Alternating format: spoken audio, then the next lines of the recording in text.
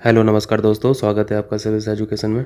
Class 1 में हम लोगों ने शासकीय पत्र के बारे में पढ़ा था, जिसमें हम लोगों ने शासकीय पत्र की परिभाषा, विशेषताएं और इम्पोर्टेंस के बारे में, महत्व के बारे में सीखा था। और क्लास 2 में शासकीय पत्र का ड्राफ्ट और उसका एक एग्जाम्पल किया था। आज की क्लास में, क्लास 3 में हम लोग अर्धशासकीय पत्र के बारे में पढ़ेंगे।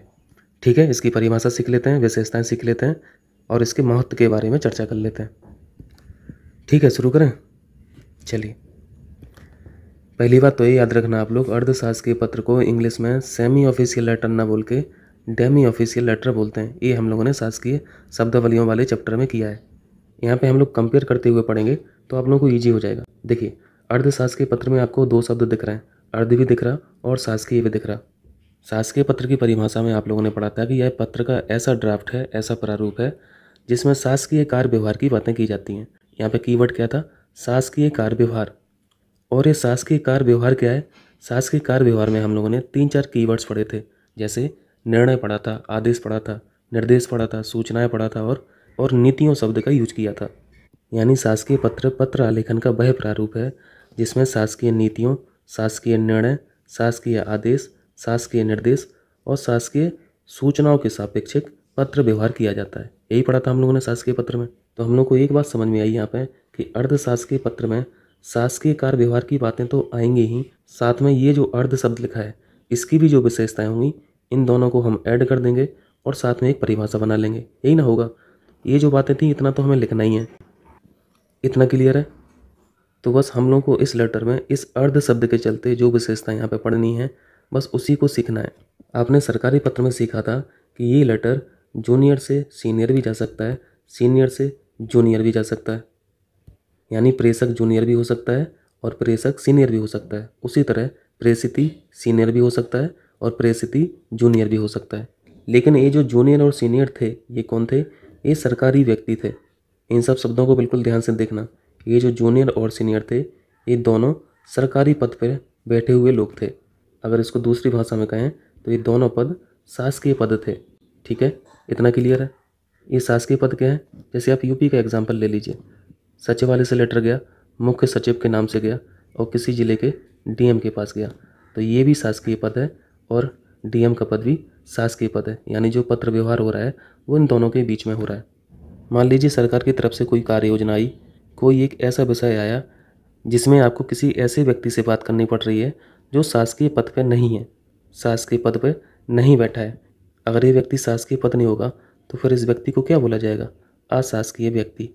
इतना क्लियर है? तो सरकार की तरफ से ऐसे भी बहुत सारे लेटर लिखे जाते हैं जब हमें किसी अशासकीय व्यक्ति से संपर्क करना पड़ता है, उनका सहयोग लेने के लिए रिक्वेस्ट करना पड़ता है, उन्हें आमंत्रित करना पड़ता है। इस चीज़ को आप एग्जाम्पल से समझ सकते हैं। मान लीजिए आप किसी ज़िले के डीएम हैं, डिस्ट्रिक्ट मजिस्ट्रेट हैं। आपको अपने ज़िले में एक बहुत बड़े स्तर का खेल आयोजन कराना है। अब आप खेल आयोजन कराने के तो एक्सपर्ट है नहीं, लेकिन आप ये जानते हैं कि जिस ज़िले के हम डीएम हैं उस ज़िले में एक ऐसा व्यक्ति है जो राष्ट्रीय खेल में भाग ले चुका है और कई बार विनर भी रह चुका है। तो फिर आप इस व्यक्ति का सहयोग लेना चाहेंगे। इस व्यक्ति से सहयोग लेने के लिए आपको पत्राचार करना पड़ेगा, कांटेक्ट करना पड़ेगा। कांटेक्ट कैसे करेंगे? इसी लेटर से करेंगे, अर्धशासकीय पत्र से। इतना क्लियर है? शासकीय पत्र से नहीं करेंगे, अर्धशासकीय पत्र के माध्यम से संपर्क करेंगे। क्यों? क्योंकि ये जो व्यक्ति है, ये व्यक्ति शासकीय व्यक्ति नहीं है, अशासकीय व्यक्ति है। अब आप समझ पा रहे हैं कि अर्धशासकीय पत्रों में जो पत्र व्यवहार होता है वो शासकीय पद से अशासकीय पद भी होता है। इतना क्लियर है? शासकीय पद में जो पत्र व्यवहार किया जा रहा था वो सारी चीज़ें तो यहाँ पे रहेंगी, और आपको क्या ऐड कर लेना है कि यहाँ पे जो पत्र व्यवहार है वो अशासकीय व्यक्ति को भी किया जा सकता है। आपको ये बात ऐड कर देनी है कि पत्र व्यवहार शासकीय व्यक्ति से अशासकीय या फिर अशासकीय से शासकीय। एग्जाम्पल में हम लोगों ने शासकीय व्यक्ति डीएम पढ़ लिया था जो आप थे, और यहाँ पे अशासकीय व्यक्ति एक प्लेयर था। ठीक है, जब डीएम प्लेयर को लेटर भेजेगा तो वो अर्धशासकीय पत्र के फॉर्मेट में पत्र भेजेगा, और जब प्लेयर इसका रिप्लाई देगा डीएम को तो वो अर्धशासकीय पत्र के फॉर्मेट में नहीं देगा, वो एक सामान्य पत्र के फॉर्म में रिप्लाई करेगा। अब यहाँ पे समझिए, डीएम जो अर्धशासकीय पत्र लिखेगा प्लेयर को, आप प्लेयर से क्या चाह रहे हैं? आप सहयोग चाह रहे हैं, है ना? तो यहाँ पे जो भाषा लिखेंगे आप अर्थशास्त्र के पत्र में, वो क्या लिखेंगे? आप ऑर्डर वाली भाषा तो लिखेंगे नहीं। ऑर्डर वाली भाषा लिख देंगे, अगर निर्देश वाली भाषा लिख देंगे तो प्लेयर का पढ़ के वैसे ही दिमाग खराब हो जाएगा लेटर। प्लेयर तो फिर ये सोचेगा कि भाई ये संयोग चाह रहे हैं कि हमें आदेश निर्देश कर रहे हैं, तो वो तो वैसे ही नहीं जाएगा। वो रिप्लाई में क्या कर देगा, भैया हम बीमार हैं, हमारे घर परिवार हॉस्पिटल में भर्ती हैं, हम नहीं आ पाएंगे, या फिर कोई और बहाना बना लेगा। तो आपको ध्यान रखना है कि ये जो भाषा लिखी जाएगी डीएम के द्वारा या फिर शासकीय व्यक्ति के द्वारा, वो बहुत आत्मीय भाव की रहेगी, ताकि प्लेयर उसको पढ़ के ही बिल्कुल गदगद हो जाए, तो उसे लगे कि हाँ यहाँ पे मेरी रिस्पेक्ट की जा रही है और हमें जाना चाहिए, आमंत्रित किया गया है हमें, तो मुझे जाना चाहिए। तो यहाँ पे भाषा क्या हो जाएगी, आत्मीय भाव वाली हो जाएगी, ऑर्डर वाली, आदेश वाली नहीं लिखना है। अब एक बात और सीखें, यहाँ पे डीएम ने जो पत्र लिखा है प्लेयर को बुलाने के लिए, ये कोई ऊपर से तो आदेश था नहीं, सचिवालय से तो आदेश था नहीं कि आप फलाने प्लेयर को बुला लीजिए और अपना काम ईजी कर लीजिए। ये बात तो डीएम जानता था ना कि हमारे ज़िले में एक ऐसा प्लेयर है जो नेशनल गेम्स भी खेलता है, नेशनल स्तर के गेम्स में पार्टिसिपेट करता है, तो मुझे बुलाना चाहिए। यानी ये काम डीएम ने कैसे किया, अपने स्तर पे किया। अपने स्तर को प्रशासन की भाषा में क्या लिखेंगे, अपने विवेक पर किया, ठीक है। लेकिन शासकीय पत्रों में ऐसा कोई भी डिस्क्रिशन पावर नहीं था प्रेषक के पास, ठीक है। तो विशेषताओं में एक बात ये भी लिख देंगे हम लोग, यहाँ पे कुछ हम लोगों को ऐसे शब्द लिखने पड़ते हैं अर्थशास्त्र के पत्र में, ताकि प्रेषित जो रिसीवर है वो लेटर को पढ़ने के बाद उसे लगे कि हाँ यहाँ पे मेरा रिस्पेक्ट किया जा रहा है, सम्मान किया जा रहा है। तो यहाँ पे आप अनुरोध शब्द का यूज करेंगे, निवेदन का करेंगे, सादर का करेंगे, सम्मान का करेंगे, है ना, कष्ट करें, इस तरह की शब्दावलियों का यूज करेंगे। तो जब ये शब्द किसी लेटर में लिखे जाते हैं तो फिर भाषा शैली कैसी हो जाती है, औपचारिक ना रह के अनौपचारिक हो जाती है।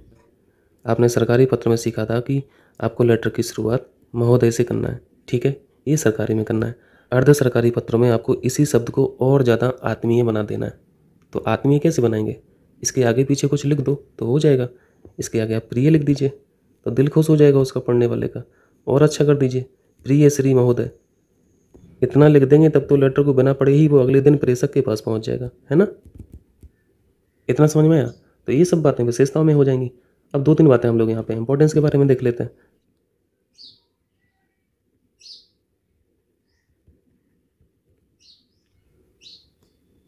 इंपॉर्टेंस को आप यहाँ से सीख सकते हैं। सरकारी पदों में आपने देखा था कि ये जो पत्र व्यवहार हो रहा है वो सरकारी पद से सरकारी पद हो रहा है, यानी शासन के अंदर ही काम हो रहा था। लेकिन अर्धशासकीय पत्रों में आप शासन के बाहर भी आप किसी व्यक्ति से संपर्क स्थापित करते हैं। ये चीज़ समझ में आ रही है हम लोग को। अगर शासन को बाहरी व्यक्ति से लाभ लेना है तो वहाँ पर अर्धशासकीय पत्रों का रोल इंपॉर्टेंट है। चूँकि वो बाहरी व्यक्ति उस क्षेत्र में एक्सपर्ट है, तो उसके आने से क्या होगा, आपके काम को थोड़ी सी तेज़ी मिलेगी, यानी गतिशीलता प्राप्त होगी आपके कार्य में। आप जो शासन का काम कर रहे हैं, शासन संबंधी काम कर रहे हैं, उसको बूस्टअप कराने के लिए ही तो आप बुलाए हैं ना, बाहरी व्यक्ति से सहयोग ले रहे हैं, तो शासकीय कार्य में गतिशीलता आएगी। ये भी एक महत्व का पॉइंट हो गया। यहाँ पे जो सरकारी पोस्ट थी, शासकीय पद था, वो अपनी डिस्क्रिशन पावर का भी यूज कर ले रहा है यहाँ पे अर्धशासकीय पत्रों में। तो एक तरह से अधिकारीगण अपने दायित्वों का निर्वहन कर रहा है। क्लियर है, ये सब महत्व में हो जाएगा। अब यहाँ पे हम लोग एक एक करके विशेषताएं लिख लेते हैं और उनको देख लेते हैं। अब यहाँ पे जो फाइनल डेफिनेशन बनी अर्धशासकीय पत्र की, इसको पढ़िए। अर्धशासकीय पत्र आलेखन का वह प्रारूप है जिसमें शासकीय कार्य व्यवहार जैसे नीतियों, आदेशों, निर्देशों, सूचनाओं, यहाँ तक हम लोगों ने शासकीय पत्र की परिभाषा में पढ़ा था। यहाँ पे क्या ऐड कर देना है, के साथ साथ विचार विमर्श, बैठक, संयोग, संयोग प्राप्ति और वार्ता प्रक्रिया हेतु पत्र व्यवहार किया जाता है। इतनी बात और ऐड कर देंगे तो ये सरकारी से अर्ध सरकारी पत्र बन जाएगा। समझ में आ रहा। अब यहाँ पे आप लोगों के माइंड में क्वेश्चन आ रहा होगा, जब नीतियों का, आदेशों का यहाँ पर जिक्र करेंगे लेटर में, तो फिर वो अर्धशासकीय पत्र कैसे रहेगा। तो इससे कन्फ्यूज नहीं होना है। यहाँ पे कहने का मतलब है कि एक सरकारी पद से दूसरे सरकारी पद को लेटर भेजा जाएगा अर्ध सरकारी पत्र के फॉर्मेट में, लेकिन व्यक्तिगत स्तर पर भेजा जाएगा। क्लियर है, व्यक्तिगत स्तर पर भेजा जाएगा। यहाँ पे आप दूसरी परिभाषा देखिए तो आपको आसान लगने लगेगा। अर्धशासकीय पत्र बाह्य आलेखन प्रारूप होता है जिसमें शासकीय कार्य व्यवहारों के लिए विभिन्न अधिकारियों अथवा किसी अशासकीय व्यक्ति के मध्य व्यक्तिगत स्तर पर विचार विमर्श इत्यादि हेतु पत्र व्यवहार किया जाता है। तो देखो यहाँ पे विभिन्न अधिकारियों के मध्य लिखा है, यानी ये शासकीय पत्र की यहाँ पे विशेषताएं आपको दिख रही हैं। तो ये समानता वाली बात होगी दोनों पत्रों में। और यहाँ पे साथ में क्या है, अथवा किसी अशासकीय व्यक्ति से। ये सब हम लोगों ने यहाँ पे सीख लिया है, कर लेंगे। और जो लेटर की विषय वस्तु रहेगी वो तो शासकीय रहेगी ना। अरे भाई, जो आप काम करा रहे हो वो शासन का काम कराने के लिए ही तो संपर्क स्थापित कर रहे हो किसी प्राइवेट आदमी को। अपना कोई व्यक्तिगत काम कराने के लिए थोड़ी ना लेटर लिख रहे हो, काम तो आप शासन का ही कर रहे हैं। और आप लोग यहाँ पे एक बात और ध्यान रखना, ये जो जूनियर से सीनियर शासकीय पत्र हम लोग भेजते हैं या फिर सीनियर से जूनियर जाता है, अर्धशासकीय पत्रों में सामान्यता क्या होता है, प्रायः क्या होता है, ये दोनों अधिकारी सेम रैंक के होते हैं। ठीक है, इतना सा थोड़ा सा और ध्यान रखना है आपको, सेम रैंक के होते हैं। हमेशा नहीं होते हैं, आपको प्रायः लिखना है। हमेशा तो पॉसिबल नहीं हो सकता है ना, कभी काम इससे पड़ जाएगा तो फिर आपको लेटर लिखना पड़ेगा। यह सेम रैंक वाली बात इसलिए आई है क्योंकि यहाँ पे जो वार्ता हो रही है वो व्यक्तिगत स्तर पे हो रही है, और व्यक्तिगत स्तर पे अगर सेम रैंक के अधिकारी रहें तो वो ज़्यादा बेटर है। अगर किसी जूनियर से आप व्यक्तिगत स्तर पे बात करते हैं तो वो थोड़ा हायरार्किकल पॉइंट ऑफ व्यू से ठीक नहीं है।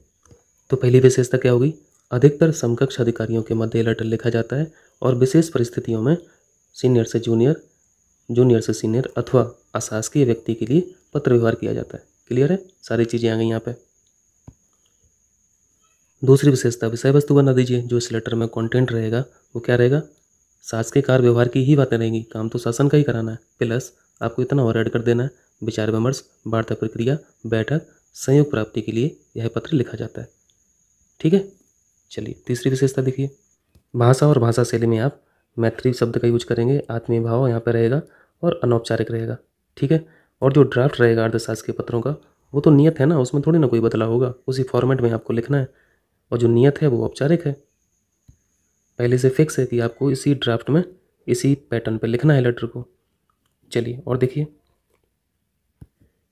प्रेषिति के लिए प्रिय श्री महोदय का यूज किया जाएगा। और यहाँ पे लास्ट विशेषता हो जाएगी, व्यक्तिगत स्तर होने के कारण ये जो पत्र है वो सदैव कौन खोलेगा, रिसीवर खोलेगा, प्रेषिति ही खोलेगा। ठीक है, ये इतनी बातें विशेषताएं में थी। यहाँ पे महत्व में देखिए, यहाँ पे जो संपर्क स्थापित किया जा रहा था वो शासन के अंदर तो किया जा रहा था, साथ साथ में बाहर भी स्थापित किया जा सकता है। ठीक है, जिससे शासकीय कार्यों की प्राप्ति की दृष्टि से ये बहुत उपयोगी होते हैं लेटर।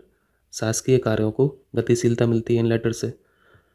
चूँकि यहाँ पे इंडिविजुअल लेवल पे लेटर लिखा जाता है तो ये शासन नागरिक जीवन के बीच संपर्क करने का एक बहुत अच्छा साधन है। और इसमें जो प्रेषक होता है वो अपने विवेक का यूज कर सकता है, डिस्क्रिशन पावर का यूज कर सकता है, डिस्क्रिशनरी पावर का यूज कर सकता है। ठीक है, तो ये सब महत्व में हो जाएगा। समझ में आया? तो ये इतनी बातें थी आज अर्धशासकीय पत्र में। इसका ड्राफ्ट और इसका एक उदाहरण करेंगे हम लोग नेक्स्ट क्लास में। चलते हैं, बहुत बहुत शुक्रिया आप लोगों का।